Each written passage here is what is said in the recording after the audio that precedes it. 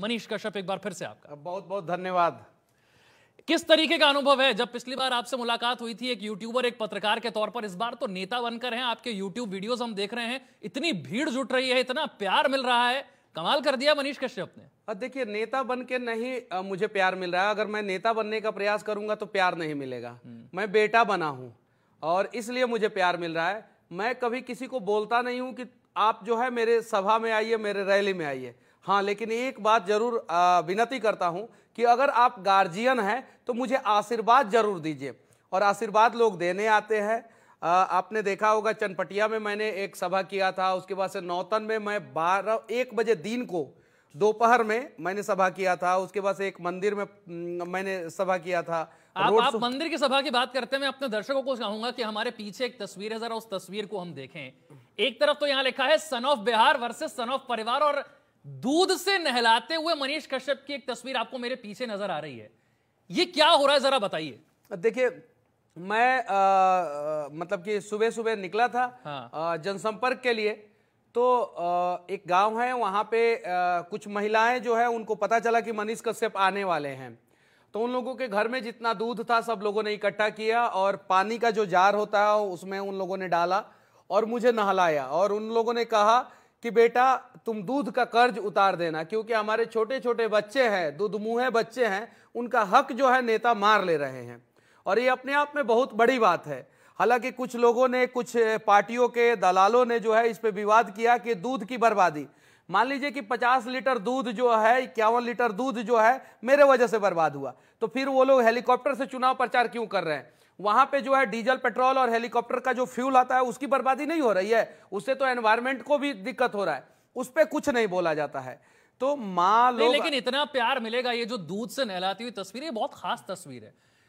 ऐसे ही पब्लिक किसी को दूध से नहीं नहला देती है। इतना जो प्यार मिल रहा है, इसकी वजह क्या है? इसका वजह यही है कि उन लोगों को उम्मीद है कि मेरा बेटा मनीष जो है वो हम लोगों के दर्द के लिए लड़ेगा, हम लोगों को जो है, हम लोगों का जीवन बदलेगा, हम लोग जो बर्बाद हो चुके हैं, बर्बादी के कगार पे खड़े हैं, उसको जो है बचाएगा और नया बिहार बनाएगा। और इसकी शुरुआत जो है चंपारण से होगी। नरेंद्र मोदी जी आए थे हमारे पश्चिमी चंपारण में, उन्होंने कहा था कि परिवारवाद खत्म करो, तो लोगों ने दिल पे ले लिया इस बात को, और लोग सच में परिवारवाद को खत्म करना चाहते हैं। और वो ये नहीं कि सिर्फ ये जो सन ऑफ परिवार है, जो तेजस्वी जी है, इनका जो परिवार है। हमें इसी से जुड़ा हुआ सवाल था मेरा कि नैरेटिव जो सेट कर रहे हैं पब्लिक के बीच में जाकर, वो यही कर रहे हैं कि अभी भी कि राजा का बेटा राजा नहीं बनेगा? ये son of Bihar versus son of परिवार की लड़ाई है। कब तक राजा का बेटा राजा बनते रहेगा? कब तक? आप बताइए ना। आप एक यादव का नाम बता दीजिए जो गरीब परिवार से हो और जिसको इन लोगों ने आगे बढ़ाया हो। एक एक एक ये लोग जाति की राजनीति करते हैं तो जाति पे ही बात करते हैं। ये लोग धर्म, मतलब मुस्लिम वोट इन लोगों को चाहिए। एक मुस्लिम नेता का नाम बता दीजिए बिहार में जिसका भला जो है राजद ने किया हो, राष्ट्रीय जनता दल ने किया हो। जरूरत पड़ता है तो दोनों बहनें मैदान में उतर जाती है, जरूरत पड़ता है तो तेजस्वी जी, इनके भाई साहब मैदान में उतर जाते हैं, लेकिन बिहार का विकास नहीं करते हैं। तो ये लोग परिवारवाद के आग में जो है पूरे बिहार को जलाने का प्रयास करते हैं, हम लोग जो है बचाने का प्रयास करेंगे। अच्छा, आप सोशल मीडिया को आपसे बेहतर कौन समझेगा? आप तो यूट्यूब से इतनी ख्याति आपने पाई। आज सोशल मीडिया पर कुछ तस्वीरें ट्रेंड कर रही हैं और वो तेजस्वी यादव की तस्वीरें हैं, मछली खाते हुए तस्वीरें हैं। बीजेपी उस पर बड़ा हमलावर हो रही है। चुनाव के मौके पर ये नवरात्रि और मछली खाना, सावन में मटन खाना, आपको लगता है इससे जनता पर कोई असर पड़ता है? नहीं, सोशल मीडिया पर ट्रेंड करने से फर्क पड़ता है? ये लोग नैरेटिव सेट करते हैं। सावन के समय में मटन खा रहे थे, फोटो डाल रहे थे, तो इन लोगों को पता था कि इस पे बवाल विवाद होगा। इनको पता था एक धर्म के लोगों के भावनाओं को आहत पहुंचाना है। इन लोगों का बचपन से यही चीज है। अभी जो है नया साल था, चैत्र महीना का पहला दिन था, नया साल का शुरुआत था और नवरात्र का पहला दिन था। और नया साल के शुरुआत के दिन पे जो है हेलीकॉप्टर में बैठ के मछली खा रहे हैं, कहीं नहीं तो कहीं जो है हिंदू भावनाओं के साथ खिलवाड़ कर रहे हैं, जो गलत है, ऐसा नहीं करना चाहिए। लेकिन कुछ लोग कह रहे हैं एक दिन पहले का वीडियो था, तो जब एक दिन पहले का वीडियो था तो चैत्र नवरात्र के पहले दिन क्यों डाले? दशहरा खत्म हो जाता उसके बाद डालते, या जिस दिन वीडियो बना था उसी दिन डाल देते। ये कहीं नहीं तो कहीं भावनाओं के साथ खिलवाड़ करने वाला। इतना बड़ा रिस्क कोई क्यों लेगा? अभी तो सब लोग पूरी कैलकुलेशन के साथ जानते हैं हिंदू कितने हैं, बाकी धर्म के लोग कितने हैं, हिंदुओं की आस्था इससे जुड़ी हुई है। इतना बड़ा रिस्क तेजस्वी क्यों लेंगे? विनाश काले विपरीत बुद्धि, विनाश काले विपरीत। हिंदुओं का वोट नहीं चाहिए? नहीं चाहिए इन लोगों को, नहीं चाहिए। और ये लोग मुसलमानों का कहां भला कर दिए हैं। इन लोगों को तो किसी का वोट नहीं चाहिए, ना मुसलमान का वोट चाहिए, ना हिंदू का वोट चाहिए, किसी का वोट नहीं चाहिए। ये लोग तो बस अपने परिवार को आगे बढ़ाने का प्रयास कर रहे हैं। रोहिणी आचार्य आके सारण में कह रही हैं कि मैं बेटी हूं, बेटी हूं। कब की बेटी बन गई, कहां पैदा हुई थी आप बताइए ना। सिंगापुर में रहती हैं, टिकट लेके आ गई, मुंह में दबा के टिकट लेके आ गई, अब बोल रही है बेटी हूं, बेटी हूं। 6 महीना पहले काहे नहीं आई? 6 महीना पहले कभी सारण में दिखी? नहीं दिखी। और आज जो है एयर कंडीशन गाड़ी में बैठ के जो है खाली ऐसे ऐसे करती है। अगर हिम्मत है, अगर सारण की बेटी है तो हिम्मत है। मैं एक दिन में 50-50 किलोमीटर कवरेज कर रहा हूं, गाड़ी से और पैदल। कम से कम एक दिन में 15 से 20 किलोमीटर मैं चलता हूं। 5 किलोमीटर पैदल चल के दिखा दे तो पता चलेगा कि बिहार की बेटी है कि नहीं, सारण की बेटी है कि नहीं। सारण में अनेकों बेटियां जो है 5-5 किलोमीटर, 7-7 किलोमीटर, 10-10 किलोमीटर पैदल चल के स्कूल जाती हैं, इलाज करवाने जाती हैं। तो सारण की बेटी है तो 5 किलोमीटर पैदल चल के दिखाए।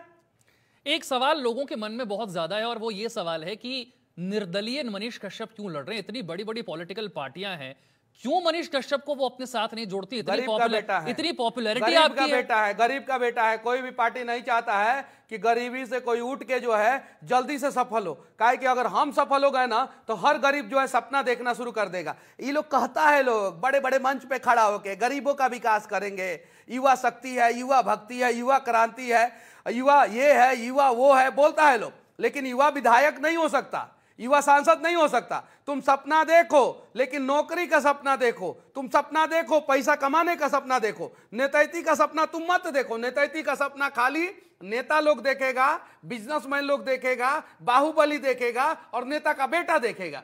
इसलिए जो हमको टिकट नहीं मिला। आप कह रहे हैं कि बीजेपी में ही ऐसे लोग हैं जो नहीं चाहते मनीष कश्यप यहां से चुनाव लड़े, बीजेपी के टिकट पर लड़े। हम उस पर कुछ नहीं कहना चाहते हैं। हम बस इतना कहना चाहते हैं कि हम चुनाव लड़ रहे हैं, निर्दलीय लड़ रहे हैं। हमको अगर जनता आशीर्वाद देगा, प्यार देगा तो हम चुनाव जीतेंगे, नहीं देगा नहीं जीतेंगे। हम सीधे खुल के बोल रहे हैं, हम जीतेंगे तो बिहार का हर एक गरीब जीत जाएगा। क्यों? क्योंकि हर एक गरीब के अंदर ये हिम्मत आएगा कि देखो मनीषवा दूदू को सरकार से लड़ा, इतने सारे लोगों से लड़ा और अकेले दम पे जो है सदन में चला गया। तो हर बिहार के गरीब के अंदर जो है ये हिम्मत आएगा कि अगर हम अपने लिए लड़ेंगे तो अपने परिवार का भी हालात बदलेंगे और अपने बिहार का भी हालात बदलेंगे। और आज बिहारियों का हिम्मत जो है वो धीरे धीरे जो है कमजोर पड़ते जा रहा है, उसको फिर से जगा देना है। और अगर बिहारी एक बार जग गया तो नया सत्याग्रह फिर से जो है बिहार से शुरुआत होगा, नया जेपी मूवमेंट जो है फिर से बिहार से शुरुआत होगा।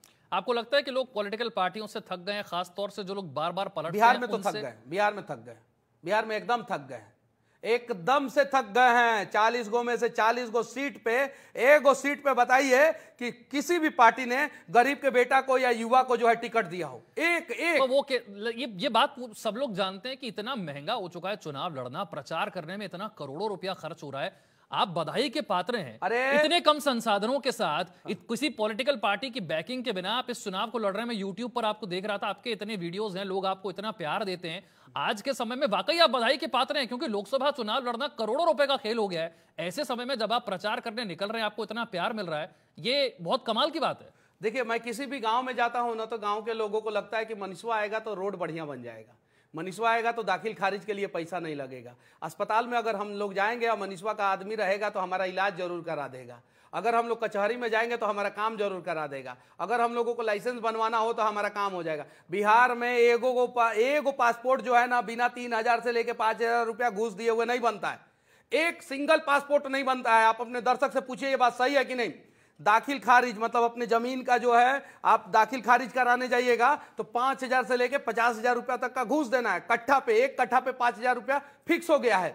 आप पूछिए ये बात सही है कि नहीं। सरकारी अस्पताल में दवा तो आता है लेकिन उसको फेंक दिया जाता है और प्राइवेट नर्सिंग होम वहां पे चल रहा है। ब्लॉक में आप चले जाइए, आप शौचालय जो मोदी जी 12,000 रुपया देते हैं शौचालय के लिए, उसमें से अगर कम से कम 2,000 रुपया घूस नहीं दीजिएगा तो शौचालय का पैसा आपको नहीं मिलेगा।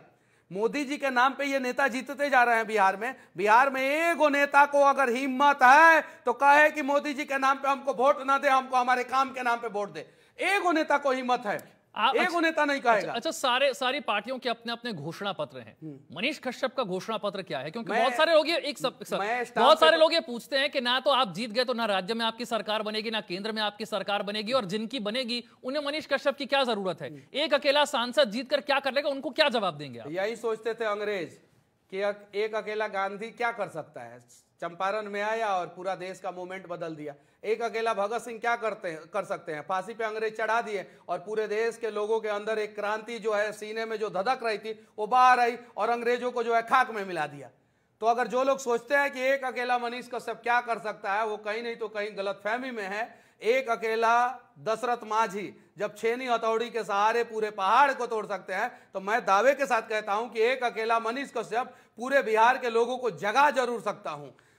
रिजल्ट जो भी होगा वो देखा जाएगा। अच्छा, ये करवाने के लिए प्रैक्टिकली मैं पूछ रहा हूं पैसे कहां से आते हैं, क्योंकि ना राज्य सरकार का खजाना आपके साथ पास होगा ना केंद्र सरकार का खजाना, और जितना एक सांसद को मिलता है उसमें से कितना काम हो पाएगा। अभी तो इसका सोल्यूशन क्या है? हमारे सांसद महोदय 2.5 करोड़ रुपया मिला था, 2.5 करोड़ में से 2.5 करोड़ वापस कर दिए, 1 करोड़ रुपया खर्चा नहीं किया, पेपर में आया था। अभी इस साल का बात कर रहे हैं हम, जरा ये सोचिए।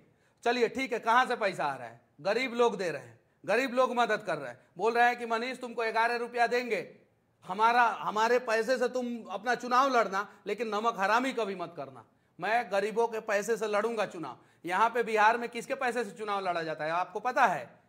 ठेकेदारों के पैसे से कमीशन लिया जाता है। पीसी रोड में जो है 10% से लेके 40% तक कमीशन चलता है। वो कमीशन के पैसे से चुनाव लड़ते हैं नेता लोग। ब्लॉक से पैसा लिया जाता है, कलेक्ट्रेट से पैसा लिया जाता है, जिला शिक्षा पदाधिकारी के कार्यालय से पैसा लिया जाता है, अस्पताल से पैसा वसूला जाता है। यहां तक कि शमशान घाट जो बनवाया जा रहा है, मैंने अपने वीडियो में दिखाया था कि उसमें भ्रष्टाचार हुआ है। आज तक शमशान घाट बनवाने वाले के ऊपर कार्रवाई नहीं हुआ। अब मनीषवा बोल देता है तो इसके ऊपर एनए से लगा दिया जाता है। यह सच्चाई है। बिहार में आप पूछिए, दुर्भाग्य है बिहार का कि जहां पे आप पैदा होते हैं तो घूस देते हैं। अगर घूस नहीं दीजिएगा तो आप पैदा नहीं हुए हैं। बिहार में जन्म प्रमाण पत्र बनाने के लिए आपको घूस देना पड़ता है, और जब जन्म प्रमाण पत्र बनाने के लिए घूस देना पड़ता है तो यानी जन्मजात आप भ्रष्टाचार के शिकार हो गए। और मरने के बाद आपके परिवार वालों को अगर पोस्टमार्टम रिपोर्ट चाहिए और मृत्यु प्रमाण पत्र चाहिए तो उसके लिए 5,000 से लेकर 25,000 रुपए तक देना पड़ता है। ये अपने आप में बिहार में दुर्भाग्य है, और कोई नेता को हिम्मत नहीं है कि इस पे आवाज उठाए। मछली खाने से फुर्सत मिलेगा तब ना, हेलीकॉप्टर में जाके, हवाई जहाज में जाके बर्थडे मनाने से फुर्सत मिलेगा तब ना। तेजस्वी जी हवाई जहाज में अपनी बेटी का बर्थडे मनाते हैं। अगर इनकी बेटी का उम्र 25 साल हो गया रहता तो उसके भी मुंह में आरजेडी का एक टिकट लगा देते और बोलते जाओ कि किसी जिला में जाके बोलो कि हम बिहार की बेटी है और वोट मांगो। ये सच्चाई है। किसी को बिहारी से मतलब ही नहीं है। हर बिहारी बर्बाद हो रहा है। भूमिहार, ब्राह्मण, राजपूत, यादव, पासवान, हर जाति के लोग बर्बाद हो रहे हैं। जो स्वर्ण हो, दलित हो, महादलित हो, पिछड़ा हो, अति पिछड़ा हो, सब लोग बर्बाद हो रहे हैं, और सब लोगों को मिलकर ये लोग बर्बाद कर रहे हैं। हमारे यहां एक सांसद महोदय हैं, बीजेपी के हैं, संजय जायसवाल जी, और नरकटिया विधानसभा में विधायक हैं, मुस्लिम हैं, आरजेडी के विधायक हैं।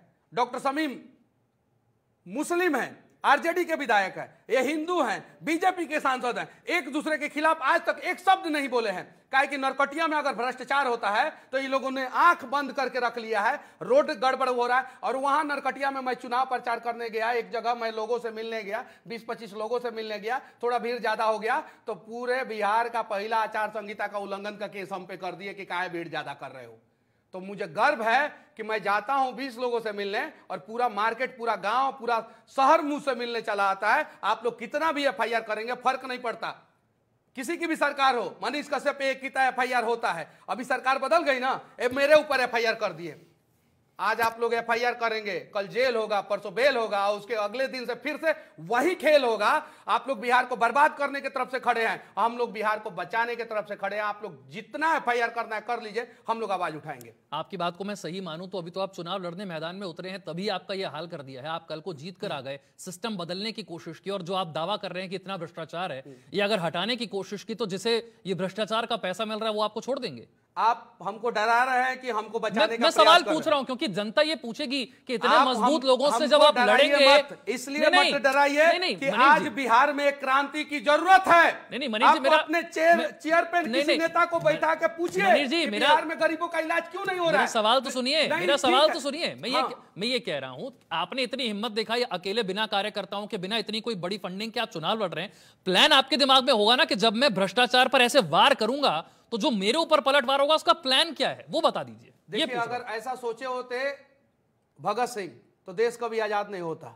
सुभाष चंद्र बोस सोचे होते तो देश आजाद नहीं होता। गांधी जी सोचे होते तो देश आजाद नहीं होता। आप छोड़ दीजिए, यहां से मुझे हटाइए और बिहार का किसी भी सांसद को यहाँ पे इस कुर्सी पे बैठाइए और लाइव कीजिए, और लाइव में जो दर्शक कमेंट करे उस कमेंट का सवाल पूछ लीजिए किसी नेता से। हालत खराब हो जाएगा इन लोगों को जवाब देने में। हम लड़ेंगे, चाहे कुछ भी हो, हम लड़ेंगे। और मुझे इस बार बिहार के लिए लड़ना है, बिहार के स्वाभिमान के लिए लड़ना है, बिहार के गरीबों के लिए लड़ना है, और मुझे जीतना भी है बिहार के लिए, बिहार के स्वाभिमान के लिए और बिहार के गरीबों के लिए। अगर मैं हारा तो हमारा बिहार हार जाएगा, बिहार का गरीब हार जाएगा, बिहार का बेरोजगार युवा हार जाएगा। हार गए तो क्या प्लान होगा फिर आगे? हारेंगे ही नहीं। हमने हारना सीखा ही नहीं है, हमने सीखा ही नहीं है, क्योंकि हम बिहारी हैं। आपको नहीं पता है क्या? आपको पता है कि नहीं? तो आपके सामने जो बिहारी कभी हारता है, बिहारी कभी हारता है। अरे जो आपके सामने लड़ रहे हैं वो भी तो बिहार के ही हैं। लेकिन चलिए ठीक है, अगर वो असली बिहार के बेटे हैं तो बिहार का विकास कर दे। मनीष कश्यप जैसे लोगों की जरूरत ही नहीं पड़ेगी। अगर आप बिहार का विकास नहीं कर रहे हैं और बिहार के ही हैं तो कहीं नहीं तो कहीं आप बिहार के नहीं हैं। बेटा का शादी कीजिएगा लखनऊ में, पढ़ाइएगा देहरादून में, खुद का बिजनेस खोलिएगा नोएडा में, फैक्ट्री खोलिएगा चंडीगढ़ में, दवा का फैक्ट्री खोलिएगा चंडीगढ़ में, और टिकट लीजिएगा बिहार से, वोट लीजिएगा बिहार से और कहिएगा हम बिहारी हैं। कैसा बिहारी हैं? यहाँ तो बिहार का आईएएस आईपीएस जो है, आईएएस आईपीएस बनने के बाद जो है जब सिलेक्शन हो जाता है तो इंटरव्यू में कहता है आई एम प्राउड बिहारी, बहुत बढ़िया, हम बिहार के, हम नाम रोशन किए। और जैसे 2 साल आईएएस आईपीएस के कुर्सी पर बैठ जाता है तो कहता है कि I am not from Bihar, I am from Delhi, I am from Haryana, I am from Rajasthan. IAS IPS लोग जो है अपने आप को बिहारी नहीं बोलते हैं। अब जरा सोचिए, बिहार का 99% नेता जो है अपने बच्चे की शादी जो है ना दूसरे जगह पे करते हैं। अभी हुआ है ना चंपारण में, एगो नेताजी हैं, अपने बेटा का शादी लखनऊ में की, कहाँ न जाके की है, कहाँ नहीं जहां से जीते हैं वहां पे कर लिए, कहाँ नहीं कर लिए। बोर्डिंग स्कूल में पढ़ाते हैं ना लोग देहरादून में। अगर बिहारी हैं तो बिहार में पढ़ाते, अपने परिवार का इलाज कराते हैं प्राइवेट अस्पताल में। सरकारी अस्पताल में तो कभी एगो इंजेक्शन तक नहीं घुपवाने गए। तो ये सच्चाई है और इसको हम लोग झुटला नहीं सकते। और जितना कड़वा सवाल आप लोग मुझसे पूछते हैं, मैं तो अभी कुछ बना भी नहीं हूं, इतना ही कड़वा सवाल अगर मीडिया ने बिहार के नेताओं से पूछा होता तो 70 साल 75 साल में बिहार बर्बाद नहीं होता। नहीं, अब तो नीतीश कुमार से इतने सवाल पूछे जा रहे हैं पलटी मारने को लेकर के।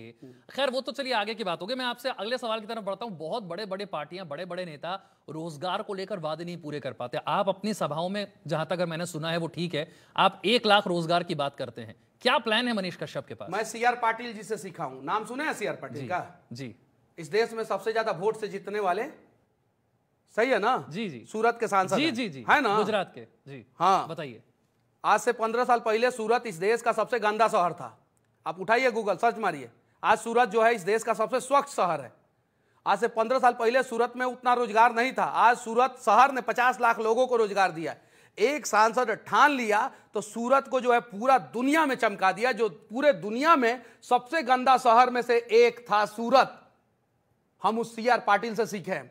जब सीआर पाटिल अपने दम पे 25 लाख लोगों को रोजगार सूरत में दे सकते हैं तो मनीष वो 1 लाख लोगों को रोजगार जो है ना बेतिया और रक्सौल के क्षेत्र के लोगों को दे सकता है। पहला चीज। दूसरा हमने सीखा नरेंद्र मोदी से। 10 साल पहले जो है बनारस की स्थिति क्या थी आप बताइए? कहीं भी हत्या, कहीं भी मारपीट, कहीं भी रंगदारी, कहीं भी डकैती, कुछ भी हो जाता था। 10 साल पहले जब मोदी जी बनारस आए थे और कहे थे कि इसको चमका दूंगा तो लोग कहते थे पॉसिबल ही नहीं है, पॉसिबल ही नहीं है। और 10 साल के अंदर नरेंद्र मोदी जी ने पूरे बनारस को चमका दिया।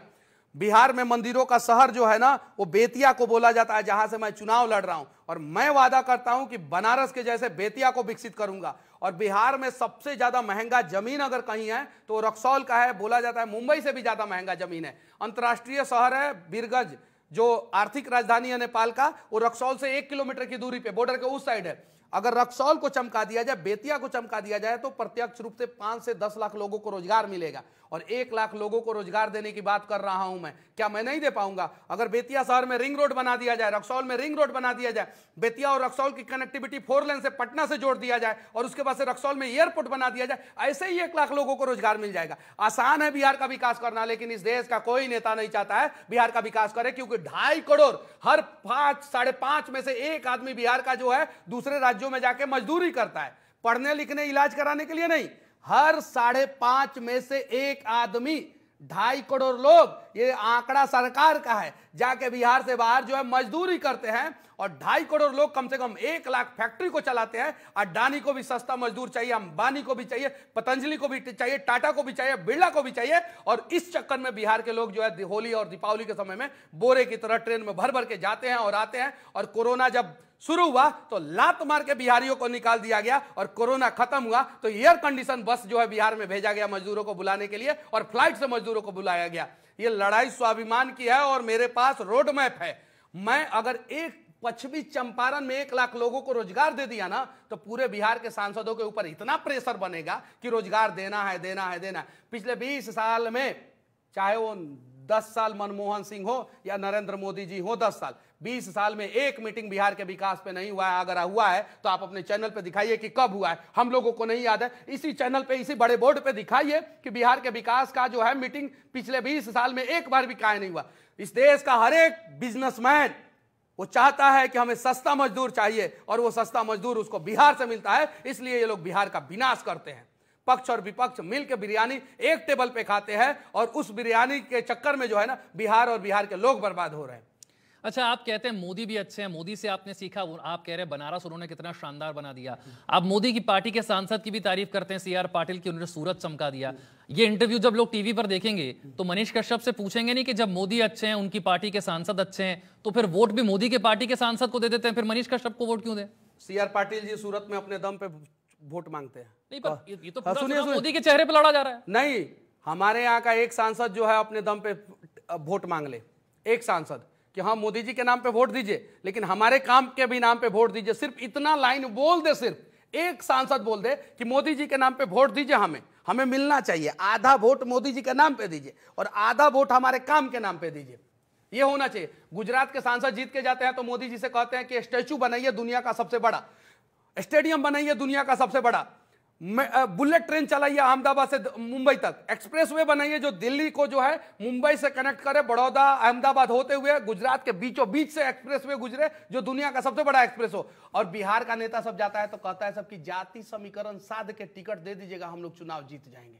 ये फर्क है। बिहार का नेता अगर जाके मोदी जी से कहता कि बिहार में भी एक अंतर्राष्ट्रीय क्रिकेट स्टेडियम की जरूरत है, रक्सौल में एयरपोर्ट की जरूरत है, रक्सौल शहर को जो है 4 लेन कनेक्टिविटी चाहिए, एक भी एक्सप्रेसवे बिहार में नहीं है, एक सिंगल एक्सप्रेसवे बिहार में नहीं है, एक एक्सप्रेसवे बनवाइए तो बिहार का भी विकास होता। लेकिन बिहार का नेता सब जाता है सब और चुपचाप 5 साल बैठता है सब, चूंकि उस सबको पता है कि हमको तो वोट मोदी जी के नाम पे ही मिलने वाला है, और बिहार के लोगों को भी पता है कि हम तो वोट मोदी जी के नाम पे ही देंगे। तो जब मोदी जी के नाम पे बिहार के लोग वोट देंगे और नेता को मोदी जी के नाम पे वोट देगा मिलेगा, तो नेता जो है विकास नहीं करेगा, वो सिर्फ और सिर्फ जाके दिल्ली में जाके जो है ना वो इधर उधर चमचाई के चक्कर में रहेगा कि टिकटवा नहीं कटे, टिकटवा नहीं कटे। अच्छा, हमने देखा आजकल चुनाव से पहले बातें कुछ और होती है, चुनाव का वक्त आता है नेता पाला बदल लेते हैं, चुनाव जीतने के बाद भी पाला बदल लेते हैं। तो मनीष कश्यप जब अपनी जनता के बीच में जाकर ऐसा कोई विश्वास देते हैं कि चाहे कुछ भी हो जाए मैं पाला बदलूंगा नहीं? देखिए, मैं जनता के लिए था, जनता के लिए हूं और जनता के लिए रहूंगा। चाहे उसके लिए जो करना पड़े मैं करूंगा, जिसका पांव पकड़ना पड़े। संसद भवन में जाके मोदी जी का पांव पकड़ लेंगे कि मोदी जी हमारे यहाँ चलिए और विकास कीजिए। खाली भाषण देने आते हैं मोदी जी। गुजरात में हम देखे हैं मोदी जी का रैली, आप लोग भी देखे होंगे। ईमानदारी से कसम से कहिएगा 5000 लोग आते हैं मोदी जी के रैली में, और उन 5000 लोगों में से 4000 बिहारी भी गुजरात में रहते हैं, वहीं 4000 भीड़ लगाते हैं। गुजराती कहां देखने आता है लोग? गुजराती तो अपना बिजनेस करता है, कंपनी में बैठा रहता है। और मोदी जी जब बिहार में आते हैं, गुजरात से 2500 किलोमीटर, तो 1 लाख लोग जाता है उनका भाषण सुनने मोदी जी का। अब बताइए मोदी जी को ज्यादा प्यार कौन देता है? फिर मोदी जी अपना जो है खजाना जो है बिहार की तरफ काहे नहीं खोलते? ये सच है। क्यों नहीं खोलते बताइए? अरे बिहार का नेता बोलता नहीं है सब, बोलता नहीं है सब। ये कड़वा सच है, इसको कोई एक्सेप्ट नहीं करता है और कोई मीडिया इसको दिखाना नहीं चाहता है। मैं तो धन्यवाद देना चाहता हूं आपको कि ये कड़वा सच जो है आप लोग दिखा रहे हैं, ये धन्यवाद देना चाहता हूं। आप जीतेंगे तो वो पैसा निकलवा लेंगे? एकदम मोदी जी का पैर पकड़ के निकलवाएंगे हम तो। अंबानी का जाके पैर पकड़ लेंगे कि अंबानी भाई साहब लेके चलिए एगो फैक्ट्री हमारे बिहार में। टाटा, रतन जी टाटा का जाके पैर पकड़ लेंगे कि एगो फैक्ट्री लेके चलिए बिहार में, और दिखा देंगे पूरी दुनिया को कि कैसे बिहार का विकास किया जाता है, दिखा देंगे। लेकिन इसीलिए डरता है सब ना। हाँ। पता है मनीषवा को काहे टिकट नहीं मिला? काहे कि मनीषवा आएगा, ये सब काम करेगा, ये सब काम करेगा तो बिहार का हो जाएगा विकास। तो सस्ता मजदूर मिलना बंद हो जाएगा, और सस्ता मजदूर मिलना बंद हो जाएगा तो बहुत सारे बिजनेसमैन का हो जाएगा नुकसान, बहुत सारी कंपनियों का हो जाएगा नुकसान। तो ये सब जो है नहीं आना चाहिए। इसीलिए जो है हम जो है अब जनता के आशीर्वाद से चुनाव लड़ रहे हैं और जनता के लिए चुनाव लड़ रहे हैं। और पश्चिमी चंपारण में आप अपना ग्राउंड सर्वे करा लीजिए, जो सर्वे एग्जैक्ट हो, ईमानदारी से दिल पे हाथ रख के इस टीवी पे दिखा दीजिएगा। अगर मनीष कश्यप को लोग जो है ना पसंद करते हो तो वो भी दिखा दीजिएगा, और पसंद करते हो तो वो भी दिखा दीजिएगा कि गरीब के बेटा को आज बिहार का गरीब पसंद कर रहा है। आप पहली बार चुनाव लड़ने जा रहे हैं, लेकिन यकीन मानिए मनीष जी, आपको देखकर सुनकर ऐसा लगता है आप एकदम सीजन्ड पॉलिटिशियन हैं। कई चुनाव लड़ चुके हैं, कई बार जीत चुके हैं। जब जनता के बीच में भी जाते हैं, जो रिस्पॉन्स भी मैंने आपके यूट्यूब वीडियोस पर देखा है, ऐसा लगता है बड़े मंझे हुए पुराने राजनेता है मनीष कश्यप। देखिए, मैं डेटा पे बात करता हूं। मैं जब इंजीनियरिंग कर रहा था ना, तो फाइनल ईयर में था, तो मेरे दोस्तों ने कहा कि भाई फोकस कर, अपने किताब पे फोकस कर। और मैंने टाउन प्लानिंग का एक्स्ट्रा कोर्स किया था। मैंने 1,80,000 रुपये के आसपास दे के जो है एक्स्ट्रा कोर्स 6 महीना का लगा लिया था कि कैसे जो है टाउन को डेवलप किया जाता है। मैंने उस पर ध्यान दिया। मुझे पता है कि मैं जब बिहार में आया तो मेरा लाइसेंस के लिए 2,000 रुपया घूस मांगा था सब। आज तक मैंने फिर वो लाइसेंस का रेन्यूअल नहीं करा, वैसे ही छोड़ दिया हूँ। मैं डीजी लॉक से काम चलाता हूँ। आज तक वो जो कार्ड आता है ना, कटवा नहीं आता है, स्मार्ट कार्ड, वो आज तक नहीं बनवाया। 2,000 रुपया घूस मांगा था सब। आज तक 2018 का लाइसेंस का सारा डेटा जो है बिहार से गायब है। सारा लोग परेशान है, इंश्योरेंस कराने जाता है फंस जाता है। अरे बहुत सारी चीजें हैं, मैं उस चीजों पे बात करता हूं। और कमाल की बात है कि तेजस्वी जी जो है ना, सन ऑफ परिवार, लालू जी के लाल, इन्होंने जेल में डलवा दिया। 9 महीना मिला मुझे शांति, और 9 महीना में मैं कम से कम 250 से 300 किताब पढ़ा 9 महीना में। और इस देश का हर एक प्रमुख अखबार को मंगाता था और हर एक चैनल को देखता था, और उसमें मुझे बहुत सारा चीजों के बारे में ज्ञान मिला। मैं पहले एक सीधा साधा यूट्यूबर था, और आज इन लोगों ने, इन नेताओं ने जो है ना, मुझे राजनीति में ढकेल दिया। और जब राजनीति दलदल है तो इसमें सीमेंट, बढ़िया सीमेंट कंक्रीट डाल के जो है ना, इसको बढ़िया तरह से प्लेन करिए देंगे और इस दलदल को खत्म करिए देंगे। एक सवाल नीतीश कुमार पर पूछना बहुत जरूरी है, क्योंकि जब से उन्होंने पलटी मारी है तब से वो हर सभा में जाकर बार बार ये लोगों के बीच बोलते हैं कि अब मैं नहीं पलटूंगा, गलती हो गई थी, वहां चला गया था, अब नहीं पलटूंगा, अब की बार पक्का है कि अब नहीं पाला बदलूंगा। लगता है बिहार की जनता को यकीन है नीतीश कुमार पर? नहीं यकीन है। पलट जाएंगे फिर से? एक एग्जैक्ट मैं बात बता रहा हूं। हाँ। अगर बिहार में सबसे कमजोर जनाधार किसी पार्टी का है तो नीतीश कुमार और उनकी पार्टी जदयू का है। सबसे कमजोर। इतने सालों से सीएम है सब, अब वही इधर उधर वही बस। और भाजपा का सहारा। एगो बात बताएं हम आपको, एक्सेप्ट कीजिएगा, भाजपा मेन रूप से जो है ना बिहार में सरकार नहीं बनाना चाहता है। फ्रंट से बिहार में सरकार भाजपा नहीं बनाना चाहता। भाजपा बिहार से ज्यादा कमजोर जो है यूपी में था। यूपी में भाजपा जो है 2017 में जाके सरकार बनाया। कब बनाया? 2017 में। और गठबंधन का सरकार भाजपा का 2005 में बिहार में बन चुका था। कब बन चुका था? 2005 में। टोटल 12 साल पहले। आप लोग पॉलिटिक्स पे ज्यादा स्टडी किए हैं, बताइए फिर भी भाजपा ने बिहार में डायरेक्ट अपना सरकार क्यों नहीं बनाया? जानते हैं आप? जी बताइए। कहा है कि जब भी बिहार के बर्बादी की बात आएगी ना, तो तेजस्वी पे, लालू पे और नीतीश पे तीर उठेगा, बीजेपी पे नहीं उठेगा। और बीजेपी के नेता भी बिहार का विकास नहीं करना चाहते। ये बात सत्य है, और ये अटल सत्य है, और ये कड़वा है। नहीं तो भाजपा जो है ना 2010 में अपना सरकार बिहार में बना चुका होता, क्योंकि उनको चाहिए मजदूर, उनको चाहिए लेबर, उनको चाहिए फैक्ट्री चलाने वाले लोग सस्ते दामों पे। इसलिए, और कभी भी कोई भी नेता जो है ना ये बात ऑन कैमरा जो है आपको नहीं बताएगा। आज बताइए पूरा दुनिया में एक जगह का नाम बताइए जहां पे यूनिवर्सिटी का सेशन लेट चलता हो। एक जगह का, बिहार छोड़ के सिंगल एक जगह का नाम बताइए। आप गूगल पे सर्च मारिए, मोबाइल मेरे पास है, आपके पास भी आईफोन है, सर्च मारिए। हमने बिहार की यूनिवर्सिटी को लेकर कई तरह की ऐसी खबरें देखी, चलाई हैं। एक यूनिवर्सिटी का नाम बताइए बिहार को छोड़ के जहां पे सेशन लेट किया जाता हो। जिस राज्य का साल दर साल, जिस राज्य का नेता वहां के युवाओं का भविष्य आग में जला दे, समझिए कि वो राज्य का नेता कभी भी उस राज्य का विकास कर ही नहीं सकता। आप एक यूनिवर्सिटी का सर्च मार के दिखा दीजिए, मैं राजनीति छोड़ दूंगा और मैं चुनाव नहीं लड़ूंगा। एक यूनिवर्सिटी का, पूरे दुनिया में बिहार को छोड़ के एक यूनिवर्सिटी का सर्च मार के दिखा दीजिए। एक अस्पताल पे 100 वाहन, एक सदर अस्पताल पे, जिस जिला की जनसंख्या 60 लाख है मोतिहारी की, 100 वाहन। बताइए कि पूरा भारत में कौन सा सदर अस्पताल का इतना दुर्दशा वाला स्थिति है।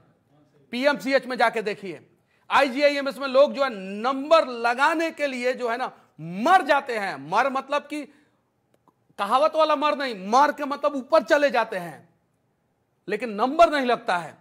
एम्स का स्थिति देखिए, जाके एम्स के आगे इतना पानी लगता है। एम्स के आगे, अरे ग्राउंड जीरो पे जाइए बिहार में और नेताओं से मत पूछिए। अगर हिम्मत है इस देश के सारे मीडिया वालों को, तो मैं स्वागत करता हूं। बिहार में इतिहास में आप लोगों का भी नाम ईमानदारी से लिखा जाएगा। आप नेता से मत बात कीजिए, बिहार के जनता से बात कीजिए कि बिहार की जनता चाहती क्या है, आपको पता चल जाएगा। आज 13 करोड़ 80 लाख लोगों के सीने में एक आग धधक रहा है। वो लोग मर रहे हैं, लेकिन उनका हालत दिखाने वाला कोई नहीं है, उनका जख्म पे मरहम लगाने वाला कोई नहीं है। हाँ, जरूर उनके जख्म को कुदेरने का जरूर प्रयास किया जाएगा। 1990 के बाद जो है ना, बिहार सिर्फ और सिर्फ 5 साल विकास के साथ कदम से कदम मिलाकर चलने का प्रयास किया। वो 2005 से लेकर 2010 का दौर था, और वो नीतीश कुमार जी मुख्यमंत्री थे, कमाल का काम किए थे। लेकिन उसके बाद से फिर लगा इस देश के हर एक फैक्ट्री के, हर एक कंपनी के बड़े बड़े मालिकों ने मीटिंग किया होगा। मैं बोल दूंगा कि मीटिंग किया तो मेरे ऊपर फिर से केस कर देगा लोग। शायद से सूत्रों के हवाले से मुझे पता चला है कि इस देश का हर एक कंपनी के मालिकों ने मीटिंग किया और कहा कि बिहार को फिर से पीछे ढकेलो, नहीं तो हमको मजदूर मिलना बंद हो जाएगा। यह सच्चाई है। एक आखिरी सवाल मैं आपसे पूछ रहा हूं, पब्लिक के बीच में जाते हैं, पब्लिक के मन में कहीं कोई आशंका है कि इतने बड़े बड़े लोगों से आप टकरा रहे हैं, कैसे जीतेंगे? और आपके मुताबिक जितना आप पब्लिक के बीच में गए हैं, क्या परिणाम होने वाला है? पता है, जब एगो लड़का का बाबूजी खेत में काम करते हैं और लड़कवा यूपीएससी का तैयारी करता है, तो उसके रिश्तेदार को कभी कभी आशंका होता है कि पता नहीं यूपीएससी तैयारी करके आईएएस आईपीएस बन पाएगा कि नहीं बन पाएगा, लेकिन लड़कवा बन जाता है। कुछ लोगों को आशंका होगा, हमको पता है, फर्क नहीं पड़ता। लेकिन हम जिस चीज के लिए निकले हैं, हमें पता है कि हम सफल होंगे और हमारे वजह से बिहार में बदलाव होगा। एगो बात बताएं, रक्सौल एयरपोर्ट पे जाके हम वीडियो बनाए थे और आचार संहिता के नियम का उल्लंघन करते हुए उस एयरपोर्ट का सर्वे हुआ और अगले दिन अखबार में डाला गया कि रक्सौल में एयरपोर्ट बनेगा, जबकि आचार संहिता लग चुका था। और आचार संहिता लग जाता है तो ये सब काम नहीं हो सकता। उसके बावजूद तो ये सबसे बड़ी बात है कि मनीषवा अगर मुद्दा उठा देता है तो काम होता है। तो जिनके अंदर शंका है उनसे मैं कह देना चाहता हूं कि आपका बेटा लड़ रहा है, अपने बेटा पे जो है ना शंका मत कीजिए। हाँ, आशीर्वाद दीजिए, बदलेंगे बिहार मिलके, और इस बार गरीबों की सरकार। बहुत बहुत शुक्रिया मनीष कश्यप हमारे साथ जुड़ने के लिए, और जिस विकसित बिहार के सपने को लेकर आप चल रहे हैं, मिशन को लेकर आप चल रहे हैं, हमारी शुभकामनाएं आपके साथ। बहुत बहुत धन्यवाद जनतंत्र टीवी को, जो बिहार की सच्चाई को अच्छे ढंग से दिखाने के लिए मुझे यहाँ पे बैठाया और इस सारे शो को जो है वो लाइव चलाया और कहीं भी जो है इसमें कट नहीं किया। बहुत बहुत धन्यवाद सर। रियल उम्मीद करेंगे जल्दी आपसे मुलाकात हो, फिर मुलाकात होगी। बहुत शुक्रिया। जय हिंद।